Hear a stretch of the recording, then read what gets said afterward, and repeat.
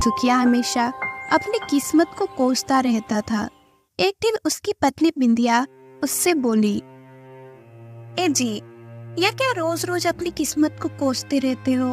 आपको शायद पता नहीं, जो अपनी किस्मत पर रोते हैं, एक दिन किस्मत सचमुच उनसे रूठ ही जाती है। अरे तो वैसे भी हमारी किस्मत कौन सी बड़ी मेहरबान चल रही है।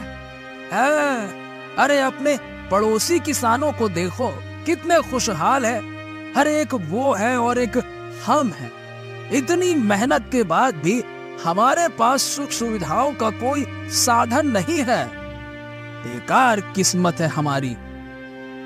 धीरज रखिए, आपके पास भी वो सारी सुख सुविधाएं जरूर आएंगी जो हरियाणीपुर के और किसानों के पास है।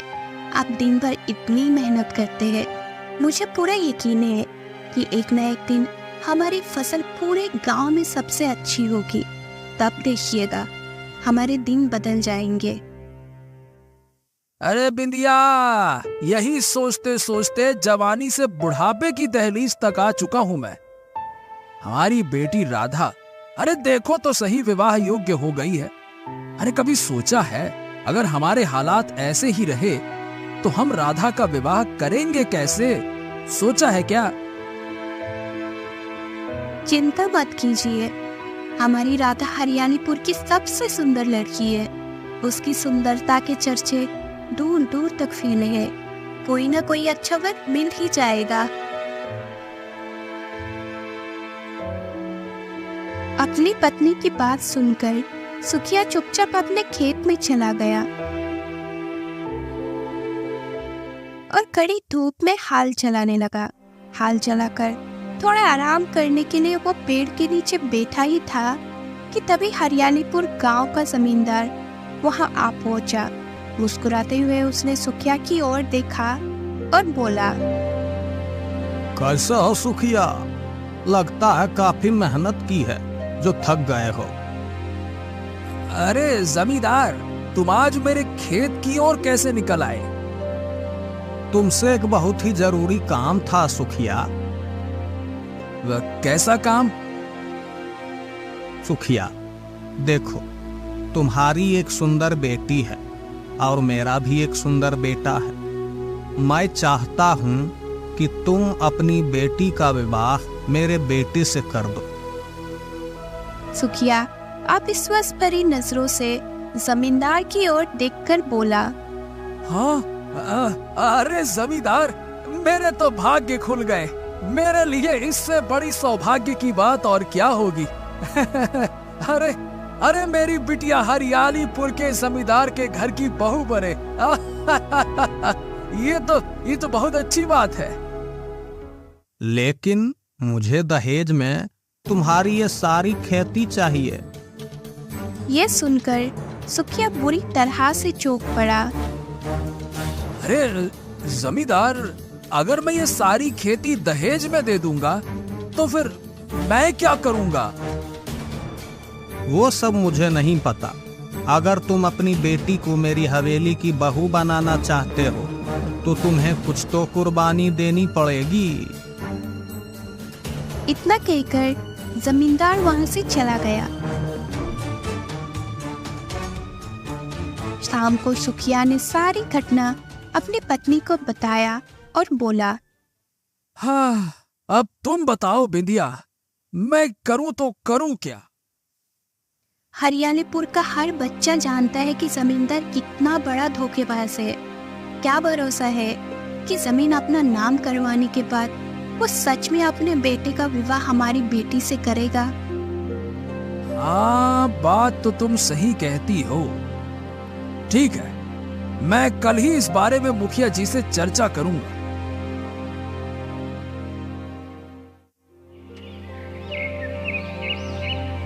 अगले दिन सुखिया मुखिया के घर चला गया और सारी घटना बताते हुए बोला, हाँ, अब तुम ही बताओ मुखिया जी, क्या मुझे जमींदार की बात पर भरोसा करना चाहिए या फिर नहीं?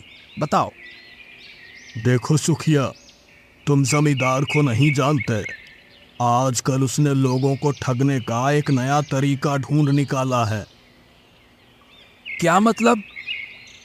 जमींदार तुमसे पहले भी गांव के 3-4 परिवारों से उनकी बेटियों को बहू बनाने का वादा कर चुका है और उन सब से उनकी जमीनें अपने नाम करवा चुका है। मुझे लगता है जमींदार की नजर अब तुम्हारी जमीन पर है। जहां तक मैं उसे जानता हूं, उसकी नजर बहुत ही बुरी है। अगर उसकी नजर तुम्हारी जमीन पर पड़ चुकी है तो तुम्हें सावधान रहना चाहिए। मुखिया की बात सुनकर उदास सुखिया अपने खेत पर लौट गया और एक घने वृक्ष के नीचे बैठकर उदासी भरे स्वर में बोला, हाँ, काश मेरे पास ऐसा कोई जादू मंत्र होता कि मैं जो चाहता वो हो जाता। तभी सुखिया के कानों में एक साधु की आवाज गूंजने लगी। मूर्ख व्यक्ति, इंसान जो चाहता है वो कभी नहीं होता। हाँ, ईश्वर जो चाहता है वही होता है। सुखिया ने लौटकर देखा तो पीछे एक रहस्यमय साधु खड़ा था जो उसे ध्यान से देख रहा था। कौन है आप? आप तो मेरे गांव से नहीं लगते। तुमने सही पहचाना। एक साधु का कोई गांव नहीं होता। साधु तो एक यात्री होता है। जहां रात गुजारने को ठहर जाए वहीं उसका गांव होता है। हाँ, बातों से आप बहुत पहुंचे हुए साधु लगते हैं। मैं सिर्फ पहुंचा हुआ साधु नहीं, बल्कि एक चमत्कारी साधु भी हूं। अब अगर आप एक चमत्कारी साधु हैं तो मेरी सहायता कीजिए। देखिए, मैं एक बहुत गरीब किसान हूँ। हर साल कड़ी मेहनत करता हूँ, फिर भी मेरी फसल दूसरों की तरह अच्छी नहीं होती। क्या है कि मेरी बिटिया विवाह योग्य हो गई है और मेरे पास धन नहीं है। चिंता मत कर, भगवान पर भरोसा रख। समय आने पर तेरे सारे कार्य हो जाएंगे। हाँ, यही सोचते सोचते तो मैं बूढ़ा हो गया हूँ। देखिए, अगर आप एक चमत्कारी साधु हैं तो मुझे कोई ऐसा मंत्र बताइए कि मैं जो चाहूं अब वो हो जाए। सुखिया की बात सुनकर साधु ने अचानक अपना हाथ घुमाना शुरू कर दिया और तभी रंग बिरंगी किरणों के साथ एक सुंदर पक्षी प्रकट हो गया। उस पक्षी को देखकर सुखिया हैरानी से अपना आँख फाड़ता हुआ साधु की ओर देखता हुआ बोला, हाँ, ये तो बहुत ही सुंदर पक्षी है। ऐसा पक्षी तो मैंने कभी नहीं देखा। हाँ हाँ हाँ हाँ हाँ। ये कोई मामूली पक्षी नहीं है, बल्कि एक जादुई पक्षी है। ये तेरी 3 इच्छाएं पूरी करेगा। इसका मतलब अगर मैं इस जादुई पक्षी से कोई भी इच्छा मांगूंगा या बताऊंगा तो वो पूरी हो जाएगी। साधु के कुछ कहने से पहले ही जादुई पक्षी सुखिया से बोला, मैं केवल तेरी इच्छाएं पूरी कर सकता हूँ, पर अगर तू किसी ऐसी वस्तु की इच्छा करेगा जो तेरी किस्मत में नहीं है तो वो तुझे मिलने के बाद भी कोई लाभ नहीं दे पाएगी। क्या मतलब? मतलब साफ है, हमारी किस्मत में जो लिखा होता है वो सही समय पर ही हमें मिलता है, और ये बात तुझे समय आने पर समझ में आ जाएगी। इतना कहकर साधु ने जादुई पक्षी से कहा, मेरे जादुई पक्षी, आज से तुम इसके साथ ही रहोगे। इतना कहकर साधु तेज कदमों से वहां से चला गया। सुखिया जादुई पक्षी को लेकर अपने घर आ गया। जादुई पक्षी को देखकर उसकी पत्नी बिंदिया और पुत्री राधा की आंखें फटी की फटी रह गई। पिताजी, ये तो बहुत ही सुंदर पक्षी है, ये आपको कहाँ से मिला?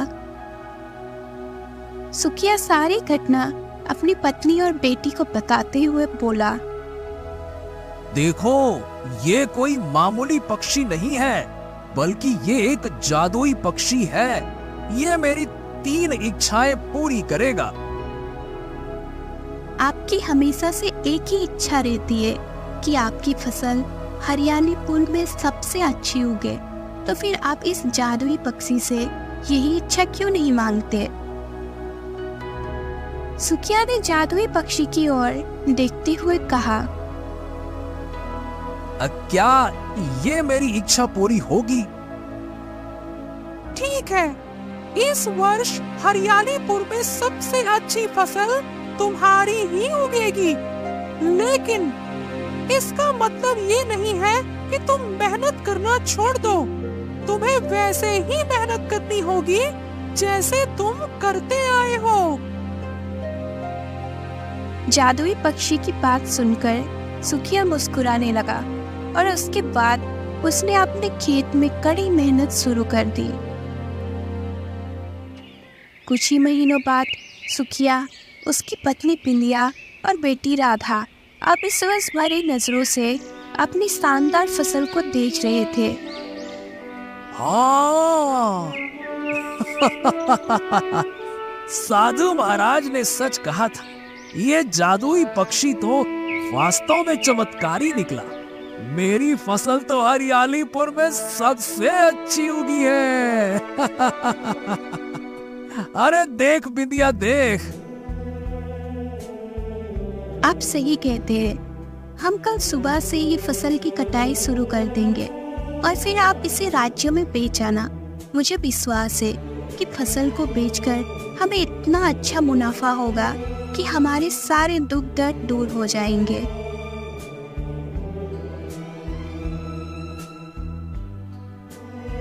सुखिया खुशी खुशी अपने परिवार के साथ घर लौट आया, लेकिन घर पर आते ही भयंकर बारिश शुरू हो गई, जो रात भर होती रही।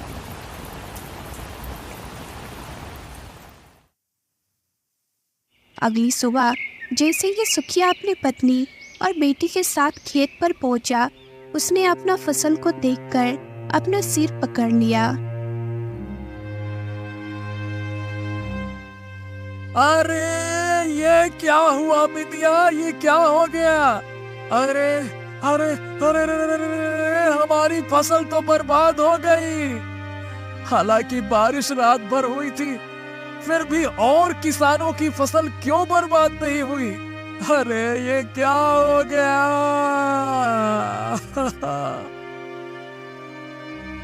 तब एक गांव का मुखिया वहां पहुंचा और दुख भरे स्वर में बोला, अरे सुखिया, मुझे तुम्हारी खराब फसल देखकर बड़ा ही दुख हुआ।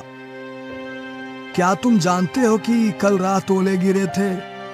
लेकिन आश्चर्य की बात यह है कि ओले किसी और किसान के खेत में नहीं, केवल तुम्हारे खेत में ही गिरे। शायद तुम्हारी किस्मत में अच्छी फसल नहीं थी।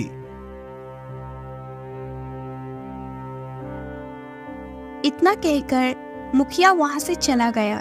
तभी साधु का दिया हुआ जादुई पक्षी उड़ता हुआ वहां पहुंचा और सुखिया की ओर देखते हुए बोला, मैंने तुमसे कहा था कि मैं तुम्हारी इच्छा पूरी कर सकता हूँ, लेकिन अगर वो तुम्हारी किस्मत में नहीं है तो तुम उसका कोई लाभ नहीं उठा पाओगे।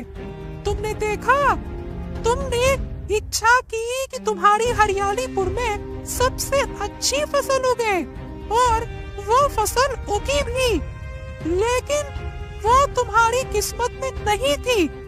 इसका परिणाम तुमने खुद देखा। देखो। अरे बकवास बंद कर जा अपनी बकवास जादुई पक्षी। अरे दिख नहीं रहा मैं बर्बाद हो गया हूँ। अब मैं क्या करूँ? अरे पहले खराब फसल होती थी तब भी मेरा परिवार पेट भर के खाना खा सकता था। अरे लेकिन अब तो मेरे पास कुछ बचा ही नहीं। ऊपर से हमारे राज्य का राजा भी इतना निर्दयी है कि प्रजा की कोई सहायता नहीं करता। अरे क्या करूं, मैं कहां फंस गया? आप चिंता क्यों करते हैं पिताजी? अभी आपकी 2 इच्छाएं बाकी है। सुखिया ने फिर से जादुई पक्षी की ओर देखते हुए कहा, मेरी अगली इच्छा ये है कि मैं महाराज से सहायता मांगने जाऊं और महाराज मुझे 25,000 स्वर्ण मुद्राएं दान दें। उन स्वर्ण मुद्राओं से मैं अपनी खेती का नुकसान भी पूरा कर सकता हूं और अपनी पुत्री का विवाह भी धूमधाम से कर सकता हूं। ठीक है, तुम्हारी ये इच्छा भी पूरी होगी।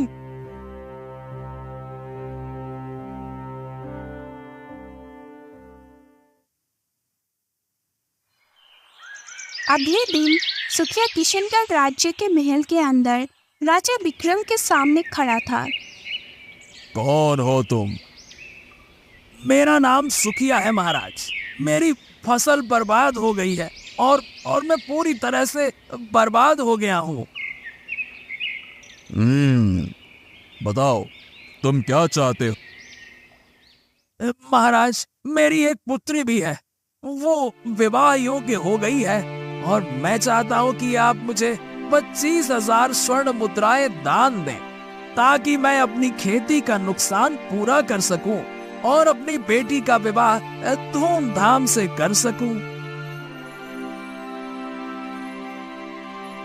राजा विक्रम अपने मंत्री से बोला, मंत्री जी, वैसे तो मैं प्रजा की मदद नहीं करता, लेकिन न जाने क्यों इस व्यक्ति को देखकर मुझे बहुत दुख हो रहा है। अब ठीक है, इसे जल्दी से स्वर्ण मुद्राएं देकर विदा करो। इसे देखकर मुझे बहुत दुख हो रहा है। कहीं ऐसा ना हो कि मैं रोने लग जाऊं। जल्दी दे दो इसे। मंत्री ने स्वर्ण मुद्राएं देकर सुखिया को महल से विदा कर दिया। सुखिया खुशी खुशी अपने घर की ओर चल पड़ा, लेकिन आधे रास्ते में उसे थकान महसूस होने लगी। हाँ, चलते चलते मेरे तो पैर ही दुखने लगे। चलो एक वृक्ष के नीचे थोड़ा आराम कर लो, फिर आगे चलता हूँ। सुखिया एक वृक्ष के नीचे आराम करने के लिए बैठा ही था कि अचानक एक खतरनाक दिखने वाला व्यक्ति वहां आ धमका और तलवार निकालकर उसे घूरने लगा।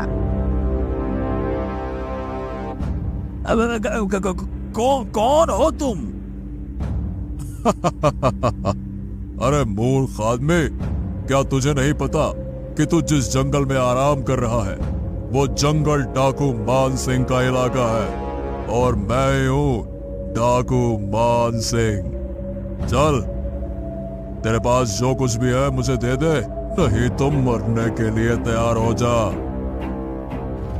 ये सुनकर सुखिया बुरी तरह से घबरा गया। देखो मैं बहुत ही गरीब आदमी हूँ, मुझे छोड़ दो।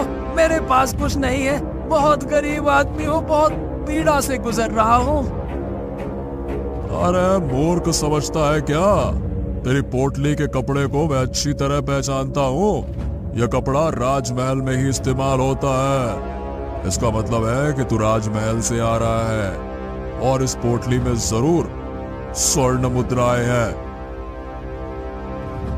इतना कहकर डाकू मान सिंह ने सुखिया से स्वर्ण मुद्राओं की पोटली छीन ली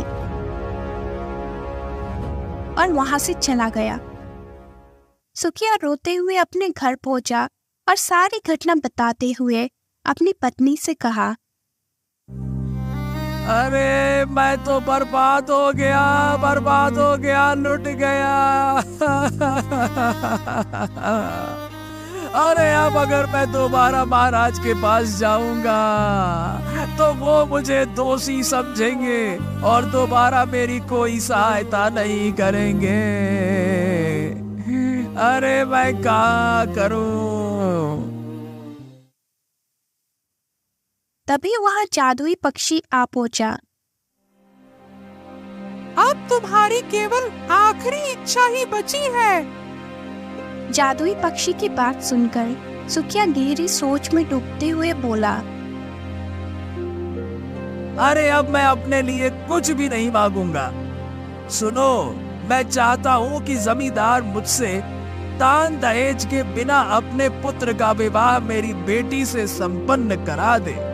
मेरी बेटी जमींदार के घर की बहू बन जाएगी और अपना सुखी जीवन व्यतीत करेगी। इससे अधिक मुझे और क्या चाहिए। ठीक है, जैसा तुम चाहो वैसा ही होगा।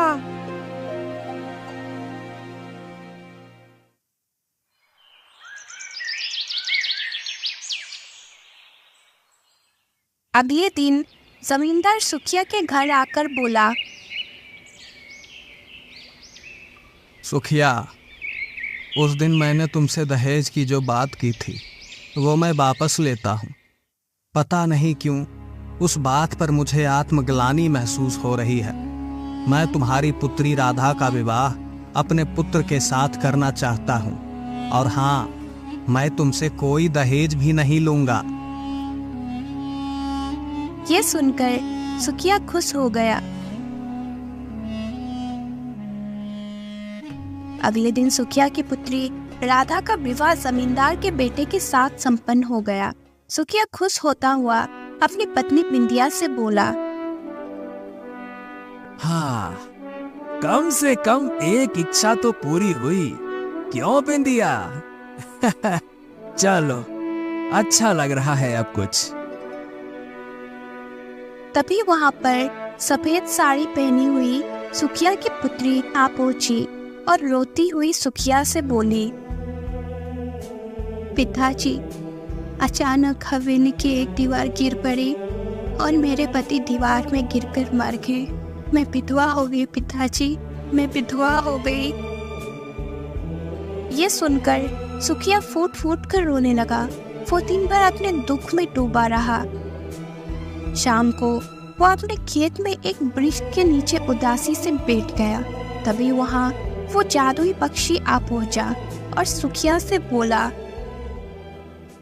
मैंने तुमसे कहा था कि मैं तुम्हारी इच्छाएं पूरी कर सकता हूँ, लेकिन याद रखो, जो भी इच्छा तुम मांगोगे, अगर वो तुम्हारी किस्मत में नहीं है तो तुम उसका कोई लाभ नहीं उठा पाओगे।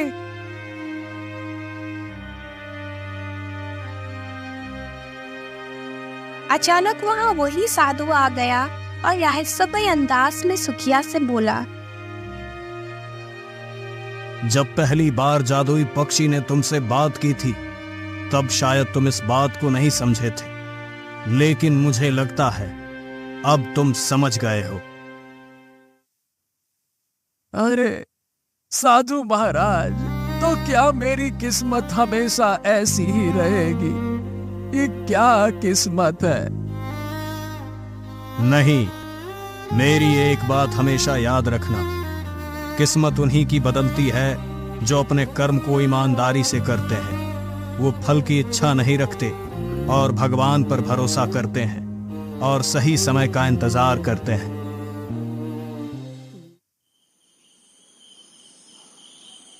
इतना बोलकर साधु अपने जादुई पक्षी के साथ वहां से चला गया। सुखिया चुपचाप अपने घर आ गया।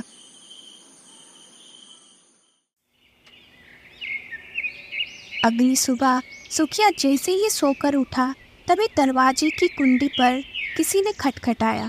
सुखिया ने जैसे ही दरवाजा खोला तो सामने एक सुंदर राजकुमार खड़ा था। सुखिया राजकुमार को देखकर चौंक पड़ा। क्या आप मुझे अंदर आने के लिए नहीं कहेंगे? राजकुमार सुखिया के घर के अंदर आया और बोला, मैं राजा विक्रम का पुत्र अशोक हूँ।